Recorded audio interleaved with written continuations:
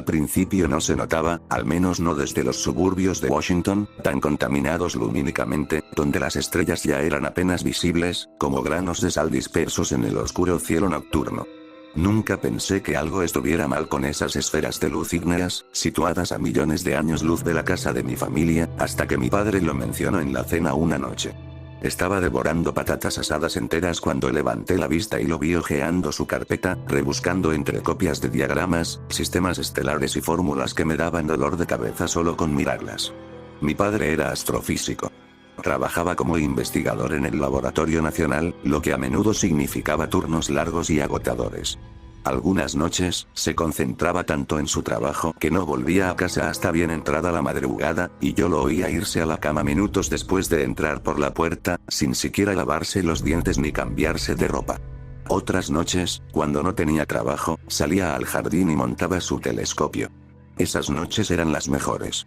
Me sentaba con él mientras miraba a través del objetivo con el ceño fruncido por la concentración. Jugaba con los mandos y engranajes mientras apuntaba el telescopio a diferentes direcciones del cielo, y siempre que veía algo que le gustaba, me hacía señas para que me acercara y mirara por el objetivo después de él. Me quedaba maravillado contemplando la superficie gris moteada de la Luna, la gran mancha roja de Júpiter y los anillos de Saturno. Mi padre también me mostró las estrellas y galaxias más lejanas, aunque su telescopio no era lo suficientemente avanzado como para captar todos los detalles. Sin embargo, siempre me encantó la sensación de poder contemplar las maravillas del espacio por mí mismo. Josie, dijo mi padre, la primera vez que habló desde que empezamos a comer. Seguía mirando fijamente sus papeles. Mira esto. Deslizó 2 hojas de papel. Observé las 2 imágenes, ambas tomadas con su telescopio, y pude ver que ambas contenían un cúmulo de luz brillante en el centro. Ambas fotografías de la galaxia del sombrero, continuó, fueron tomadas con 5 meses de diferencia. A 29 millones de años luz de distancia. ¿Nota algo? Examiné los papeles con más detenimiento. Las imágenes estaban impresas en blanco y negro y eran bastante granuladas, pero aún así pude verlas. La que pone mayo del 22 se ve un poco más tenue. Respondí con cautela, casi esperando que mi padre se echara a reír ante mi incredulidad. En vez de eso, asintió en silencio, con la mirada fija en su plato de comida intacta. Decir que su reacción me preocupó fue quedarse corto. Nunca se lo había tomado tan en serio. Me deslizaron otras 2 hojas de papel y me pidieron de nuevo que comparara las 2 imágenes. Esta vez, eran 2 fotografías etiquetadas como Messier 31, una galaxia a 2,5 millones de años luz de nosotros. Andrómeda, dije, reconociendo inmediatamente el cuerpo celeste de las incontables veces que lo había observado a través del telescopio. A mí me parece igual, pero, y entonces lo vi. No la galaxia en sí, sino las estrellas que la rodeaban al fondo. En la foto antigua, fechada en enero de 1922, pude ver una serie de puntos brillantes dispersos a lo lejos. En la más reciente, de mayo, sin embargo, noté que solo había oscuridad al fondo. Ni siquiera tuve que terminar la frase. El silencio se prolongó entre mi padre y yo, nítido y penetrante. Mi padre había descubierto algo muy grave. Los días siguientes intenté seguir con mi vida normal. Todos los días iba al colegio, volvía a casa, hacía los deberes, me acostaba y al día siguiente repetía la rutina. Mi padre, en cambio, empezó a pasar aún más tiempo en su laboratorio. A veces se pasaba días enteros trabajando, dejándome solo en casa sin nada que hacer más que darle vueltas a mis pensamientos. Una noche, estando solo y sin nada mejor que hacer, decidí probar a mirar por el telescopio de mi padre. Me llevó varias horas montarlo y trastear con los ajustes, pero al final lo conseguí y pude empezar a apuntarlo en diferentes direcciones del cielo. Empecé intentando encontrar Messier 104, o el sombrero. Sabía que la galaxia se ubicaba cerca de los límites de las constelaciones de Virgo y Corvus, y las encontré con relativa facilidad. Pero no lograba encontrar el sombrero. Era como si hubiera desaparecido del firmamento. Desconcertado, pasé a buscar Andrómeda, que localicé fácilmente cerca del gran cuadrado de Pegaso. El telescopio no era nada del otro mundo, así que no pude distinguir ningún detalle, pero hice el zoom al máximo y me quedé mirando el pequeño destello de luz. Desapareció. Así, en un abrir y cerrar de ojos, la luz se desvaneció. Fue como si algún ser celestial hubiera exhalado con demasiada fuerza, provocando que las estrellas se apagaran como llamas en una vela. No se me ocurría ninguna explicación racional. Apunté el telescopio hacia el norte, buscando desesperadamente otra estrella. Omega Centauri, un cúmulo estelar a 17.000 años luz, mucho más cerca de la Tierra que cualquiera de las galaxias. La observé fijamente, conteniendo la respiración, temiendo lo peor. Conté. 1. Seguía ahí. 2. Las estrellas parecían millones de fragmentos de vidrio roto. 3. Me pregunté si esas estrellas tendrían sus propios sistemas solares. 4. ¿Habría extraterrestres viviendo en esos planetas? 5. Con horror, vi como una masa cósmica negra engullía rápidamente la esfera de luces centelleantes. No podía describirlo. Parecía como si la oscuridad misma hubiera cobrado masa y ahora estuviera decidida a extenderse por todos los rincones del universo. Conteniendo un grito, caí de espaldas sobre la hierba húmeda. Ya había visto suficiente. Sin siquiera guardar el telescopio, subí al coche y conduje hasta el trabajo de mi padre. Los de arriba lo saben, ahora estaba sentado frente a mi padre en su desordenada oficina, rodeado de pantallas, pizarras blancas y libros de texto. Su escritorio desordenado se encontraba entre nosotros, su superficie prácticamente cubierta de libros y carpetas. Todos los investigadores aquí lo saben. El gobierno ha sido informado, entonces ¿por qué no nos lo han dicho? ¿Por qué no lo sabe toda la ciudad? ¿Por qué no lo sabe el mundo entero? Ya casi gritaba. Todos siguen con sus vidas, ajenos al hecho de que todo en el universo está desapareciendo. Y nosotros seremos los siguientes. Mi padre simplemente suspiró y se cubrió la cara con las manos.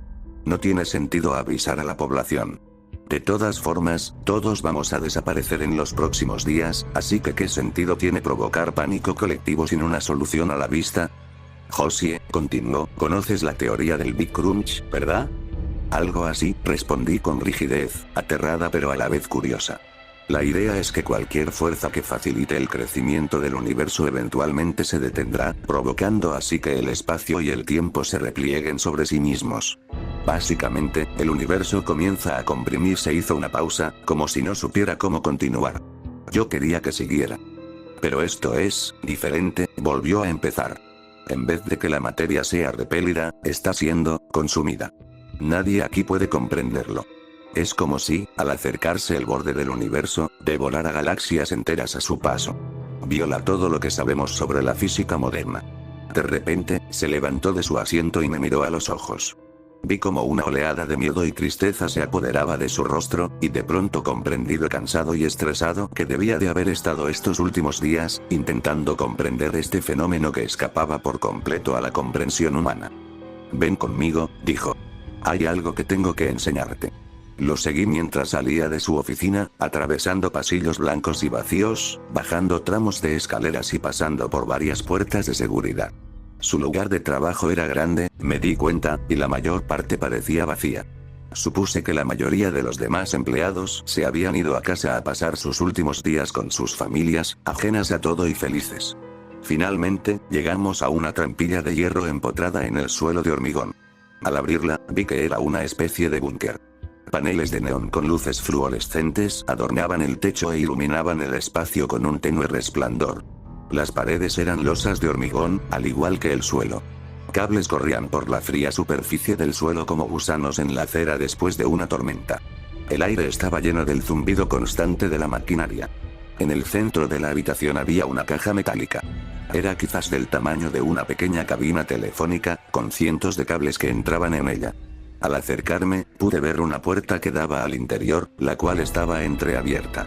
Luces LED parpadeaban desde varios paneles en su interior. ¿Construiste esto la semana pasada? Me giré para mirar a mi padre, incrédulo. Sonrió con una expresión más triste que alegre y negó con la cabeza. He estado trabajando en esto desde que empecé a trabajar aquí hace 10 años. Simplemente he pasado los últimos días terminándolo. Desde que supe de la teoría del multiverso de Einstein, continuó, he estado decidido a demostrarla. Todavía no he tenido tiempo de probarla, pero se supone que transporta materia a universos paralelos a través de agujeros de gusano. Al comprimir la materia se detuvo de repente. Lo vi acercarse y abrazarme con fuerza. Me di cuenta de que tenía la camisa húmeda. Estaba llorando. Te echaré de menos, Josie, dijo con la voz entrecortada. Luego soltó una risita débil. ¿Quién iba a imaginar que mi proyecto paralelo me sería útil algún día? ¿Qué quieres decir? Pregunté, mientras yo también empezaba a llorar. ¿Vas a mandarme lejos? ¿No vienes conmigo? Es demasiado arriesgado. Cuanta más materia tenga que transportar la máquina, más inestable se vuelve. Es más seguro si solo estás tú. Tienes que sobrevivir. Tienes que avisar a los demás. ¿Quién sabe si esta situación se limita solo a nuestro tiempo? Antes de que pudiera protestar, me condujo a la cabina.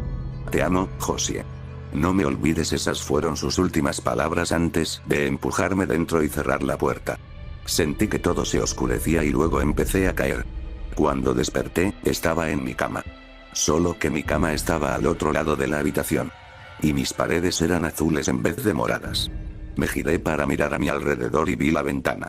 Rápidamente, salí disparada de debajo de las sábanas y abrí las cortinas de golpe. La luz del sol entraba a raudales por el cristal. Luz del sol. El sol seguía aquí. Oí que llamaban a la puerta. Adelante, respondí con timidez. Al abrirse la puerta y entrar la visitante, vi que era una mujer. La reconocí de inmediato. Era mi madre, gracias a mis recuerdos, aunque nunca recordaba haber vivido esas experiencias.